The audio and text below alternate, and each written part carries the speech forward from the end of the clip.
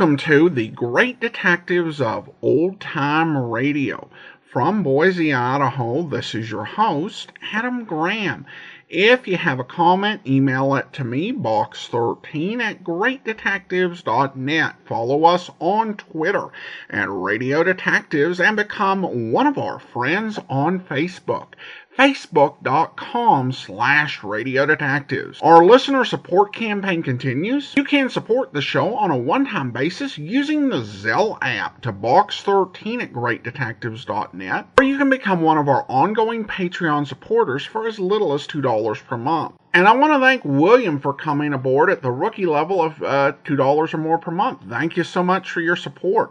Well, now it's time for today's episode of yours truly, Johnny Dollar. The original air date, October 6, 1951, and this one is The Douglas Taylor Matter. From Hollywood, it's time now for Edmund O'Brien as Johnny Dollar. This is Lieutenant Reese down at Homicide. Oh, morning, Lieutenant. Did you hire a private detective named Douglas Taylor? Yeah, I did. Why? He was found dead this morning. Dead? Yeah, shot to death. I want you to come down and answer a few questions.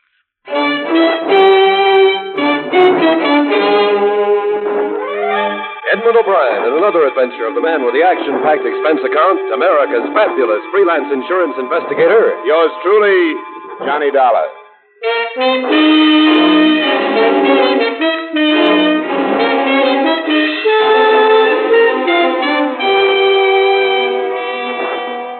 Expense account submitted by Special Investigator Johnny Dollar to Home Office, Great Eastern Insurance Company, Hartford.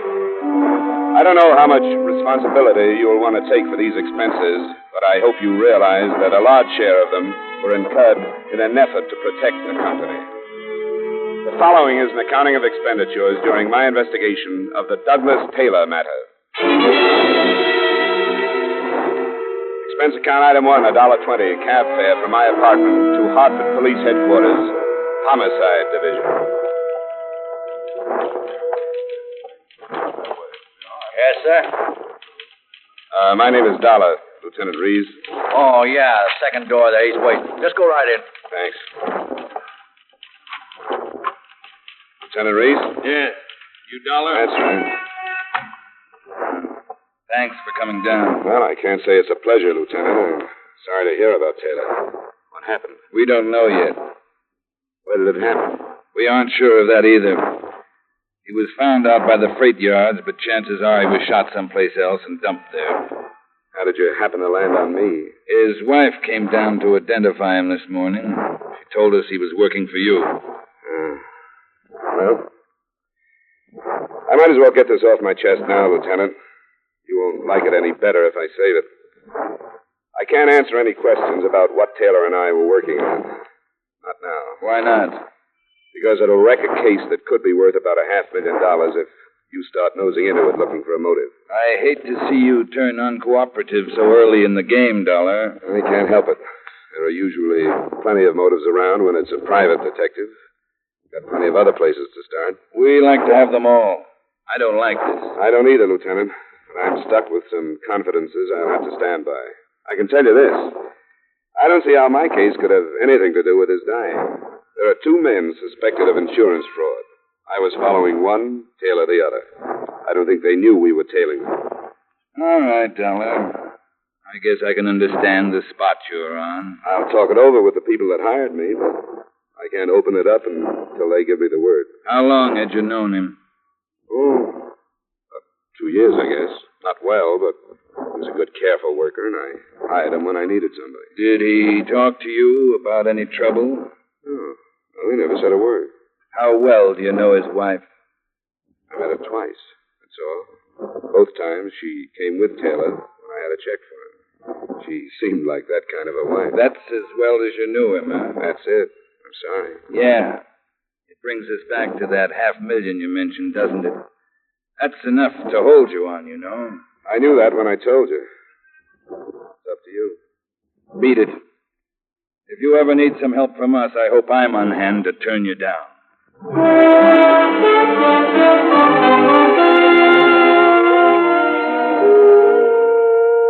I didn't need to see him to know that Lieutenant Reese had put a plainclothesman on me as soon as I left the building, because I would have done the same in his place. So I went back to my apartment and phoned the news to the company. I hope you've done the right thing, Johnny. I think you have. Well, I can always change it, Mr. Nibley, but I know one thing. If I stay on the arson case, the police are going to get on it and mess it up. Yeah, I suppose our problem is nothing to them. Are you positive there's no connection with Taylor's death? Well, not positive, but fairly sure. Anyway, I think I'd better drop it for a while. If you'll put a couple of men on it, all we have to know is if either one contacts a professional firebug. If and when that happens, I have all the rest of the evidence we'll need. All right, I guess that's the way to handle it. Well, what about Taylor's wife? Did she know anything about the case? I don't think so. Lieutenant Reese would have found out from her.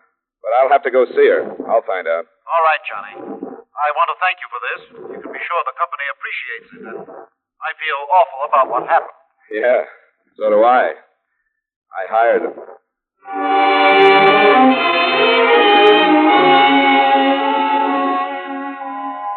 It's all right, Mr. Dollar. I'm glad you came over. Doug spoke obvious so often. Sit down. Thank you, Mrs. Taylor. Well, there's no way for me to say what I feel about it. Of course there isn't. I do want to clear your mind and my conscience on one thing, though. Doug wasn't killed because he was working for me. I'm sure of that. Wouldn't have made any difference if he had been. Doug was 40 last month. He was 21 when I married him in New York. He was on the force there for 12 years before he opened his office here. I've been waiting for this to happen all these years. Can you understand that? I think so. I tried not to think of it, but not a day passed that I didn't. Now that it's happened, it's like so many things are supposed to be. The anticipation was so bad, I thought that another detective might understand. I think I do. Mrs. Taylor, did Doug talk his cases over with you? No, not for a long time. You knew he was working for me. Yes, he mentioned it, but that's all. He liked you a great deal. He didn't speak of any trouble or the chance of any? No. I suppose it's my fault that he didn't. He knew I worried too much as it was, and he never told me anything. Do you know if there would be any specific reason for his being killed? I mean, outside of his work. What do you mean? Well, it'll sound like a rotten thing to ask, but was there anyone else in his life? You mean a woman? Yeah. I don't think so. If there was, I didn't know about it. You don't sound quite sure. I'm not. I did suspect him. That was one of the things that kept gnawing at me all those years. But I never found out anything. I hope you're telling me everything, Mrs. Taylor. I am. That's the way it was, being married to him. I was alone so much, I know I thought about things too much, but I couldn't help it. Yeah. Who were some of his friends, Mrs. Taylor? I don't remember that he ever mentioned any to me.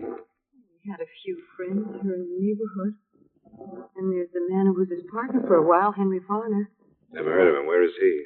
He's the house detective at the Hotel Millard. How close were they? Well, they were good friends. They hunted and fished. Oh. Have the police been here? No, do I have to talk to them? I don't think it'd be wise to try not to. You want me to let him in? No. No, I'll let him in. Hello, Mrs. Taylor. Do you feel up to answering some questions now? Yes. Yes, I'm all right. Thanks. I'll try not to take any more of it. Lieutenant Reese? Got everything taken care of? What does that mean? Did you get her story rehearsed? Climb off, Lieutenant. I don't play that way. What's this man doing here, Mrs. Taylor? Why, my husband was working for Mr. Dollar when he was killed, so he came to see me. Has he been asking you questions? Yes. What kind? Look, Lieutenant, $9. What kind of questions, Mrs. Taylor? About Doug being killed. Did he tell you how to answer police questions? No. That never came up. Dollar, how much information on this insurance case did Taylor have in his office? No reason for him to have any. Why? The office had been torn to pieces by the time we got to it this morning. All or part of the motive was there, and somebody came back after it. You'd better clear yourself of this mess, Dollar, or I'm going to see to it that you're put right out of business.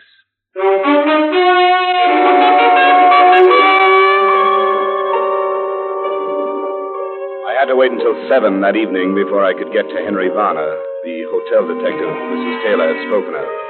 He was the slight, dark type with a hairline mustache and too much aftershave powder. The kind of house dick that usually causes the feminine guests the kind of trouble they're paid to stop. Yeah, I had a little deal cooked up this afternoon, the kind where you don't leave a phone number where you can be reached, if you know what I mean. Yeah. What a doll. Hey, what's behind this Doug Taylor mess anyway? I haven't read the evening papers. Hasn't broken yet. His wife told me you and Doug were good friends. Oh, yeah. We used to be partners for a while. We used to get out of town once in a while. Hunting and fishing? Yeah, that was the pitch. When did you see him last? Let's get out of the lobby and go in the office. Sure.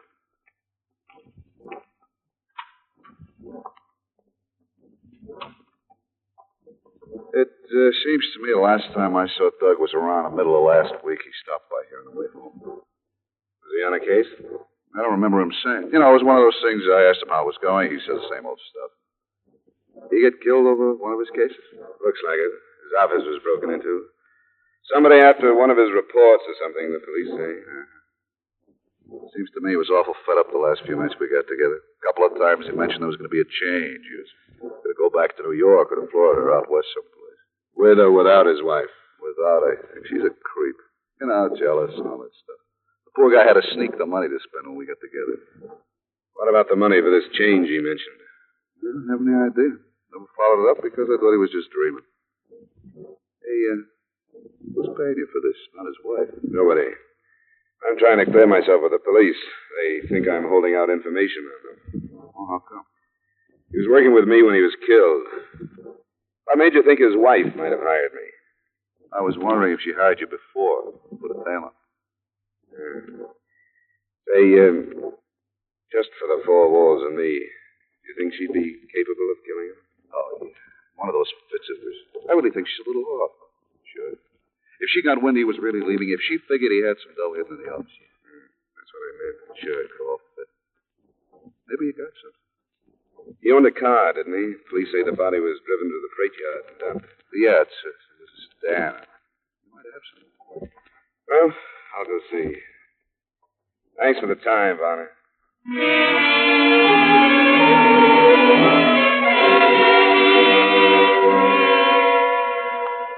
It was dark by the time I got across town again and back to the Taylor duplex. I happened to look up at their second-floor apartment, and I saw a light switch on behind a drawn shade in one of their rooms. If I hadn't done that, a number of things would not have taken place.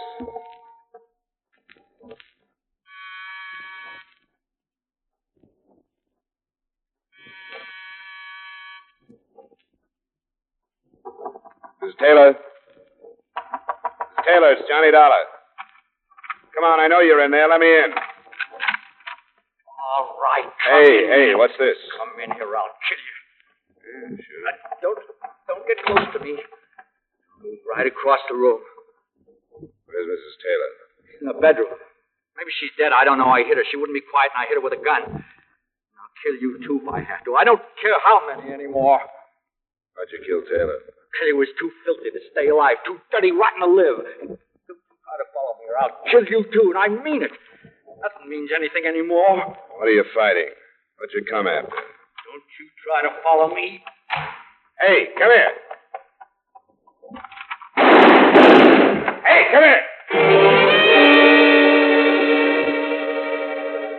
I had no intention of stepping out into the hall right then. He was young and obviously out of his head from fear. I hoped the shots he fired would alert the plainclothesman that I thought was still sticking to me, but he wasn't there. If I tried to lose him, it probably would have taken a week. But as I learned later, a split-second set of circumstances caused him to miss me when I left the hotel, and Douglas Taylor's killer simply disappeared into the night.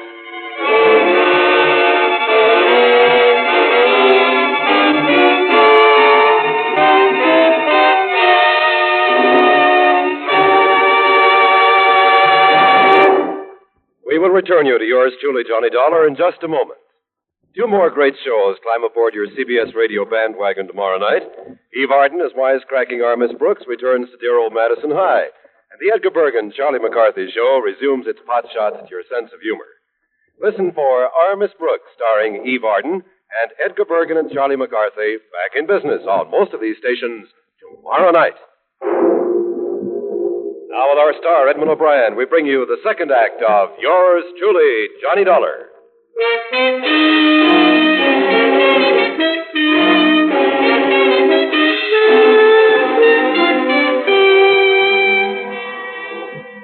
Mrs. Taylor had been knocked unconscious, but hadn't been seriously harmed. I phoned Lieutenant Reese, argued some tenants into going back to their dinners, and then did what I could for her. He was crazy. Crazy. He said he'd kill me. Yeah, it's all right. It's all right. When I screamed, he came at me. I knew he was going to kill me. I knew it. I knew that was the last thing I'd ever see. His face is a gun going. Take it easy, Miss Taylor. Take it easy. He's gone, and you're all right now. Oh, I can't explain. I knew I was dying. I tried to hang on, and I couldn't. Here. Can you drink some more of this? Yes. I'll try. You saw him, didn't you? Yeah, I saw him. Who was he? Hadn't you ever seen him before? No, never. He was crazy. He told me that he killed Doug, and he killed me, too. What else did he say? I couldn't understand. Nothing about how Doug had ruined 2 lives. I wished he could kill him again. Then I screamed and he gave it. What he said mean anything to you? No. I didn't understand any of it. I wanted to ask him why he came here. He was looking for something. Tore the place to pieces. Must be the same one that broke into Doug's office. I don't understand any of it. Oh, I'm so scared. He was going to kill me. Please. Come on. Try to relax. Get hold of yourself. Police are on their way, and I want to talk to you. I'll wait for them in the living room.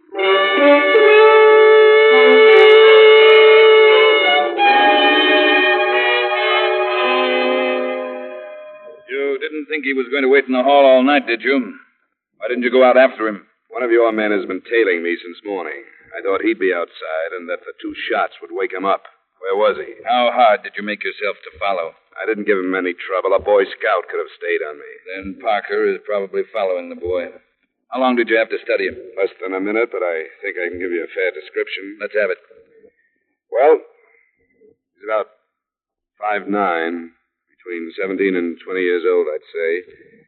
Fair complexion, small features, brown wavy hair, brown eyes, very white teeth, and what looked like a mole above his right eyebrow. No other marks? Not that I saw. He's wearing a ring on his left hand. I couldn't see it too well, but it could have been a class ring. How about clothes? Well, no hat, white shirt without tie. It was open. Flannel slacks, brown tweed jacket, and brown wingtip shoes. His clothes were well cut, looked expensive. What kind of gun? Revolver, Smith & Wesson, .38 with a black rubber hand grip. You're sure of all this? Of course I'm sure. You think I'm making it up? I can't forget you're holding out a $500,000 motive on me. You'll feel better if you do. You talked to witnesses that heard the shots, didn't you? You could have fired them. With what? I'm not carrying a gun. You could have got rid of one. Go look for it, Lieutenant. Then you can stop making an ass of yourself. Watch it, Dollar. You're doing a pretty good job of needling me. If you'll stop riding your badge for a little while, we can get together and make some sense. Go ahead. Doesn't it seem obvious that Taylor had something on this kid? Something big enough to be his motive? There must be a record of it. The kid missed it at the office, or he wouldn't have come here. And I'm sure he didn't take anything out of the apartment. So it must be around someplace. If you're all through, go sit down someplace. What's the matter with it? It's nothing, that's all. We've gone through every file that was in Taylor's office, and we went through this apartment. There's nothing hot enough for a killing. Nothing. And why did the kid show up here? I'll work on that when I'm convinced he did. None of the witnesses saw him, you know. Nobody did. Nobody but you and your friend, the widow, in there.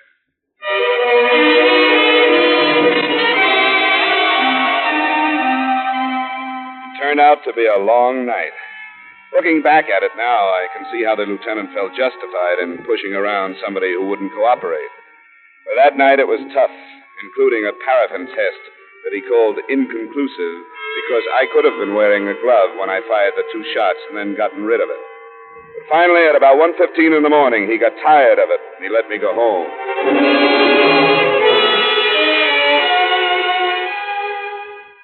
I didn't leave my apartment the next day except to go out after the extra editions that called me the private investigator whose position and importance in regard to the case is not clear at the moment. At 9 that night, I was at home again and the door buzzer sounded. I thought it was a delivery boy bringing some liquor I'd ordered.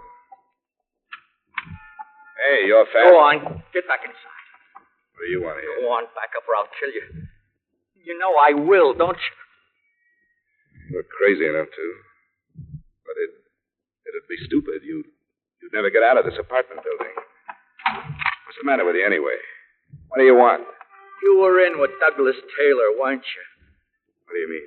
He told us about you. When did he tell you? That he brought somebody else in for protection. He said we'd never find out who it was. But I did find out, didn't I? You're pretty mixed up about something, aren't you? Oh, don't lie to me. If you'd only stopped when he told us you were going to, none of this would have happened. But you didn't. He kept coming back. We told him to have to stop some way. We couldn't pay anymore. We got nothing left. Now, wait a minute. Now, you wait. Now, he had a file on me, and I gotta have it. And if you don't give it to me, I'll kill you. We've gotta have it. I haven't got it. Ah, that's what he said, and it didn't do any good. I killed him anyway. It won't do you any good to lie now. I'm not lying. Yes, you are. It won't do you any good. Don't you know that? You're way wrong. Now, listen to me. No, I won't. You told me that you killed Taylor because he lied to you, didn't you? Yes, I did. And I believe you. I believe that you'd kill anybody who you thought was lying to you. And I will. I know you would. Now, listen. Since I know that if I had a choice of telling you the truth and saving my life or lying when I knew you'd kill me, wouldn't I tell you the truth? Well... Huh? If I had your file or whatever it is, wouldn't I give it to you to save my life? All right, then give it. I don't have it. I don't have anything of yours. I don't know who you are.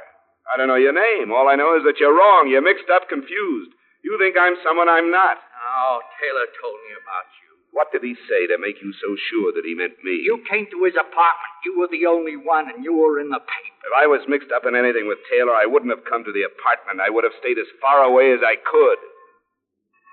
Don't you see how wrong you are? You've got everything wrong. You knew him? A lot of people knew him. I hired him once in a while, that's all. I don't know what you're talking about. You can believe that. Well, I gotta go. Where? You don't know where to go, do you? Oh, I shouldn't have come. If I'd been able to think, I wouldn't have come. But I don't think anymore. I just do things. My life's all winding up, and it goes faster and faster, and I can't stop it. And, Douglas Taylor did all this to you? No, not all of it. Part of it I did myself. I don't know anything about it or about you. I feel sorry for you. You're driving yourself crazy, aren't you? I did what I had to do. Now, why don't you sit down? Hey, who's that? Don't answer it. I won't. It's just a boy bringing some liquor inside the door. You're mine. The police, they're coming in. No, it isn't the police. He just put the liquor down against the door. See? Now he's gone. No police. Why would the police come here? Because they're looking for me. Not in my apartment. You can believe that. See? There's nobody there anymore. The police would be breaking in by now. Yeah, it was a delivery boy. Sure it was. You got nothing to be afraid of. I don't think anymore.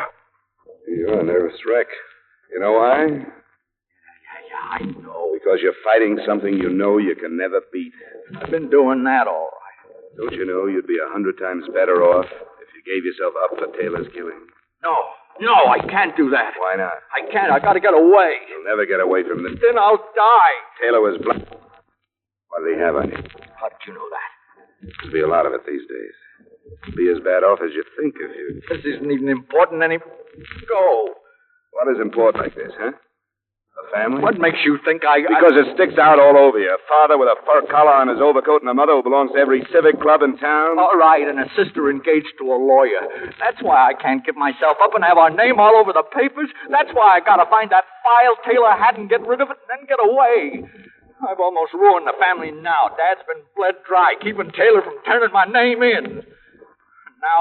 Now they don't have to pay anymore. What do they think about his being dead? Well, they asked me, and I told them I didn't do it. I think they believe me. That's all right. Anyway, it's better now than it has been for the last 2 years. That long? Yeah, 2 years. It started when Dad got a feeling about what I was doing. He hired Taylor to find out, and when he finished his job, that's what he threw at us. Hey, wait a minute. Where you going now? Wait a minute. I'm going to get a light, if that's okay. I live here, you know. Oh, I gotta go. I don't know why I've talked like this. You wanted someone to talk to. I'm not as sorry for you as I was, because I think you're playing it stupid. Well, I don't care what you think. I did what I had to do, and I know what I gotta do now. You ought to give yourself up, and you know it. Now, I'm through talking sense. If you want to blow it all up your way, go ahead. I know what I have to do. There's nothing you can do. Now, look. I want you to come down to the ground floor with me. All right, we'll use the stairway. And you know that I'll kill you if I have to. I've gathered that, yes. Well, anytime you want to leave.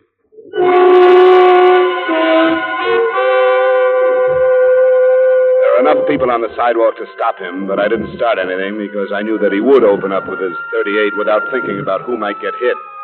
He had the fear-crazed look in his eyes again as he left me just outside the entrance and started across the street. I realized what was going to happen before he did. Either he had been spotted and followed, or my building had been staked out. It didn't make any difference. When the police officers saw us together, it was all they needed. Hey, you! Stay where you are! What do you want? We're police. We want to talk to you. What about? When you're ready, hold it! Hold it! All right, Parker! Marlin, stop it!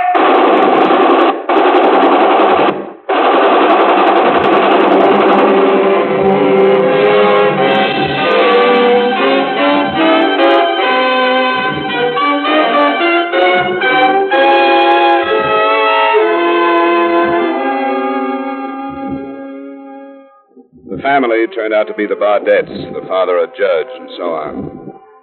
The son got at least one wish. He didn't live to stand trial for murder. But as far as protecting his family, he'd done nothing. The whole story rocked Hartford for weeks following.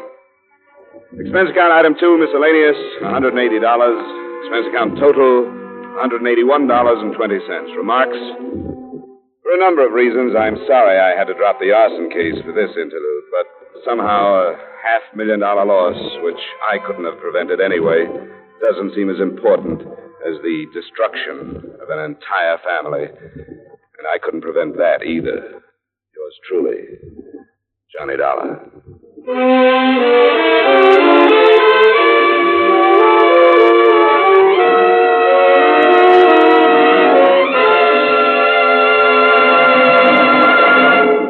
Yours truly, Johnny Dollar, stars Edmund O'Brien in the title role and is written by Gil Dowd with music by Wilbur Hatch.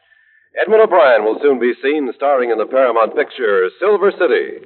Featured in tonight's cast were Ray Hartman, Joseph Kearns, Edgar Barrier, Jeanette Nolan, and Hy Averback. Yours truly, Johnny Dollar, is produced and directed by Jaime Del Valle.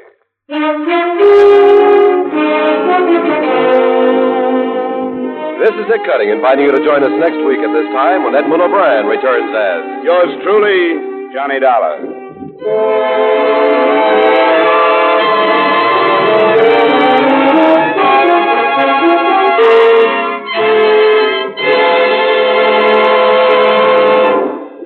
Uncle Sam gave 36 million pounds of U.S. farm surplus eggs and milk to save the Yugoslavs. But somebody had to pay the freight. CARE undertook to raise it from the American people. And at $5.35 per 300-pound package, the people gave. 3 million Yugoslav mothers and children have already received the CARE eggs and milk. But with a month to go before winter closes down the program, 1 million remain to be reached.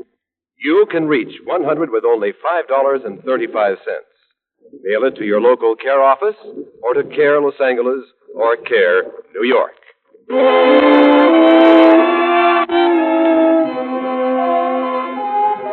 John Monroe Show is back from vacation. Vaughn, the Moon Maids, the Moon Men, Ziggy Talent, and their singing guest stars will again be heard every Saturday beginning tonight. In fact, on most of these same CBS radio stations, Vaughn returns to action, takes place immediately following station identification.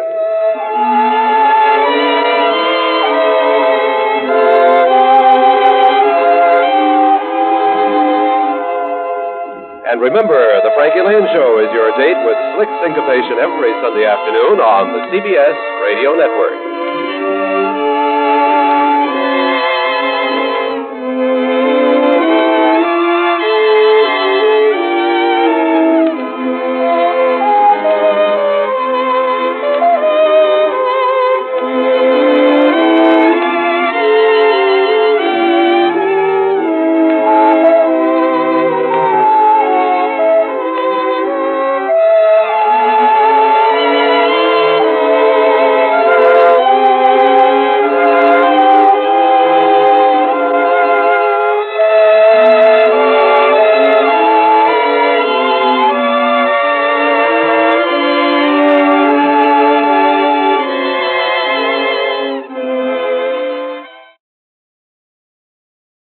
Welcome back. Well, I certainly hope the insurance company honors Johnny's expense account because I think he does have a legitimate point. He got into all this hot water for trying to uphold the confidentiality of his agreement with them. And of course, a really downbeat ending for Johnny, which, as we've discussed, is kind of par for his take on the character. He does not get to win a lot. Raymond Burr plays the type of police officer that you don't want to tick off. Now, he is not quite Inspector Hellman from Pat Novak for Hire, but he definitely resents Johnny's actions and doesn't trust him, which, in some ways is kind of odd because this is in Hartford, not some strange city, and it's already been established that Johnny has friends on the force, unless Mickey McQueen was the only one, in which case he'd be kind of out of luck.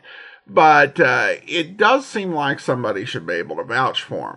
But be that as it may, I thought it was an interesting episode. So I'd definitely love to see a sound upgrade next time we go through the series. Well, I do want to go ahead and thank our Patreon supporter of the day. Thank you to Bob, Patreon supporter since August of 2016, currently supporting us at the Detective Sergeant level of $7.14 or more per month. Again, thank you so much for your support, Bob. And that'll do it for today. If you're enjoying this podcast, be sure and rate it wherever you're downloading it. And if you would like, reviews are definitely welcome. Join us back here tomorrow for The Silent Men. Next Friday, we'll be back with another episode of yours truly, Johnny Dollar. In the meantime, send your comments to box13@greatdetectives.net. Follow us on Twitter at Radio Detectives and become one of our friends on Facebook, facebook.com/Radio Detectives. From Boise, Idaho, this is your host, Adam Graham, signing off.